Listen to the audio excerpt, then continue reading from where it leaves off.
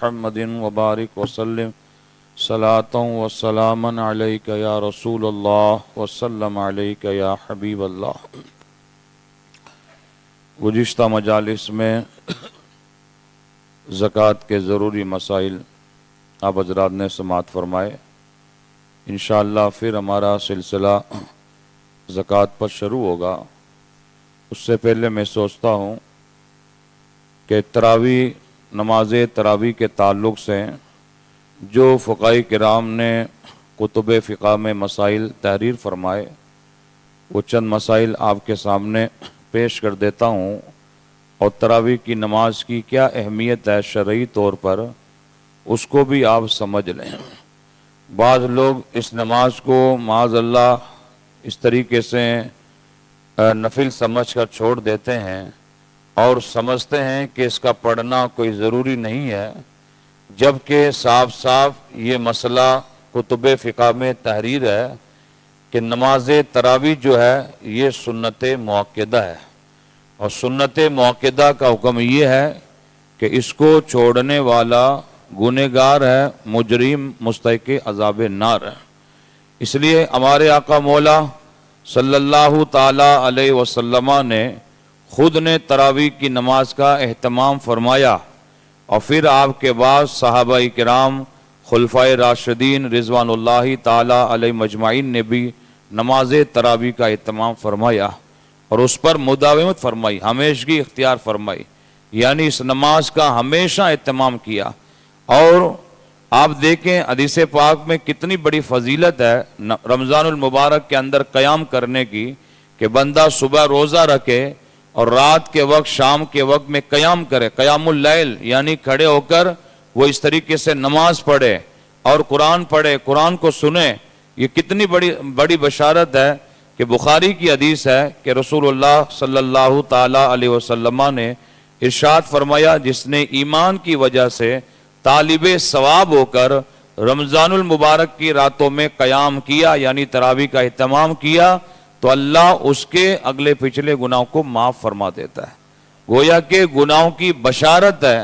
آدمی کے گناہ صاف ہو جاتے ہیں اور نیکیاں حاصل ہوتی ہیں، درجات بلند ہوتے ہیں۔ رمضان المبارک کے اندر وہ بھی قرآن سننے کی سعادت، برکتیں حاصل ہوتی ہیں۔ اسے ہی ہم اپنے وقت کو گنوا دیتے ہیں، آدھے پونے گھنٹے کے اندر کچھ بھی نہیں ہوتا ہے۔ آدمی خلوص و للہیت کے ساتھ اس نماز کا اہتمام کرتا ہے تو اس نماز کی برکتوں سے معلومات ہوتا ہے، اور وہ بھی سال کے اندر ایک بار ہمیں تراویح پڑھنے کا حکم ہے، نہ کہ روزانہ تراویح کا حکم ہے، صرف سال میں ایک مہینے کے لیے، اور وہ بھی ایک مہینہ ایسا ہے کہ جس مہینے کے اندر ہم بنفس نفیس ایک حافظ قرآن کے پیچھے کھڑے ہو کر اور مکمل قرآن اول سے لے کر آخر تک سنتے ہیں، اور اس طریقے سے سماعت کا شرف حاصل کرتے ہیں، اس کی برکتیں حاصل کرتے ہیں۔ جبکہ قرآن کو پڑھنا بھی عبادت ہے، قرآن کا سننا بھی عبادت ہے، قرآن کا دیکھنا بھی عبادت ہے، تو وہ بھی رمضان المبارک کے مہینوں کے اندر، تو یہ مہینے کے اندر قرآن کو سننا یہ بہت بڑی سعادت مندی ہے۔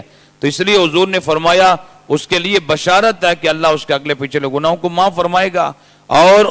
ہمارے آقا نے تراویح کی نماز کا اہتمام کیا۔ حضور کے زمانے کے اندر لوگ متفرق طور پر اپنی 20 رکعتیں ادا کرتے تھے۔ صحابہ کا دور آیا، سرکار صدیق اکبر رضی اللہ تعالیٰ عنہ کے دور پاک کے اندر بھی الگ الگ اپنی نمازیں پڑھتے تھے، کیونکہ فتنوں کا دور نہیں تھا، نیک لوگوں کا دور تھا، تقوی شعار لوگوں کا دور تھا، خدا سے ڈرنے والوں کو لوگوں کا دور تھا، اور ایک پاکیزہ دور تھا، جس دور کے تعلق سے خود رسول اعظم نے فرمایا سب سے بہترین دور میرا دور ہے، اور اس کے بعد میں میرے صحابہ کا دور ہے، اس کے بعد میں تابعی کا دور ہے، اس کے بعد میں تو ہم لوگ تو بہت پیچھے آ گئے اور بہت اس طریقے سے آگے نکل رہے ہیں کہ بھئی ہم رسول اللہ کے زمانے سے کافی کوسوں دور ہیں، اور رسول اللہ کو معلوم تھا کہ آنے والا دور جو ہے فتنوں کا دور ہے، لوگ نمازوں کے اندر سستی کریں گے۔ فرض نماز کے اندر سستی کا یہ عالم ہے تو پھر تراویح کے اندر تو سستی ہونی ہے۔ آدمی نفل نماز کب پڑھتا ہے اور کب اس کا اہتمام کرے گا؟ جبکہ صحیح طور پر فرض ہی ادا نہیں کر پاتا ہے۔ تو جب سرکار فاروق اعظم رضی اللہ تعالیٰ عنہ کا دور پاک آیا تو انہیں احساس ہوا کہ اگر اس کو جماعت کے ساتھ میں نہ کیا جائے تب اس صورت میں لوگ اور سستی کریں گے اور اس نماز کو چھوڑ بیٹھ جائیں گے. تو اس لیے حضرت فاروق اعظم نے حضرت سرکار ابی بن کعب رضی اللہ تعالیٰ عنہ جو حافظ قرآن تھے، قاری قرآن تھے، انہیں آپ نے امام بنایا کہ آپ قرآن سنائیں اور آپ کے پیچھے صحابہ کھڑے ہو کر اپنی تراویح کی نماز کا اہتمام کرے. تو اس کے بعد سے ہی یہ رائج ہوا کہ حضرت فاروق اعظم کے دور کے اندر حضرت ابی بن کعب صحابی رسول نماز پڑھاتے، صحابہ نماز پڑھتے اور تراویح کی جماعت کا اہتمام ہونے لگ گیا. جب ایک بار سرکار فاروق اعظم رضی اللہ تعالیٰ عنہ مسجد نبوی شریف میں تشریف لائے تو انہوں نے دیکھا کہ حضرت ابی بن کعب نماز پڑھا رہے ہیں، صحابہ ان کے پیچھے نماز پڑھ رہے ہیں. تو آپ نے فرمایا کیا ہی اچھی بدعت ہے، کیا ہی اچھی میں نے شروعات کی ہے. اور اس شروعات پر فاروق اعظم کو زندگی بھر گویا کہ قیامت تک اس کا ثواب ملتا رہے گا، کیونکہ اچھی بدعت اور اچھی چیز کو اسلام کے اندر رائج کرنا یہ ایک ثواب کا ذریعہ ہے، صدقہ جاریہ ہے. اور بری چیز کا ایجاد کرنا یہ ایک طرح سے برائی ہے،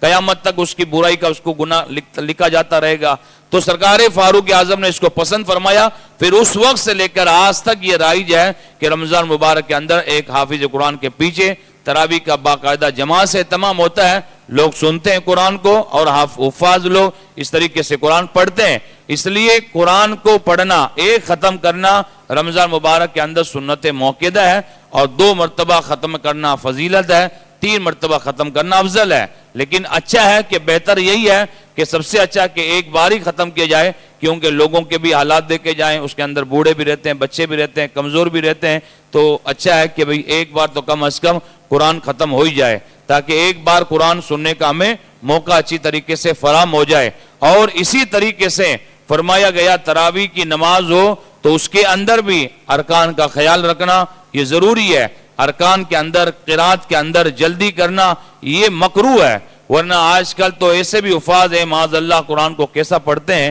اور اس طریقے سے بہت تیزی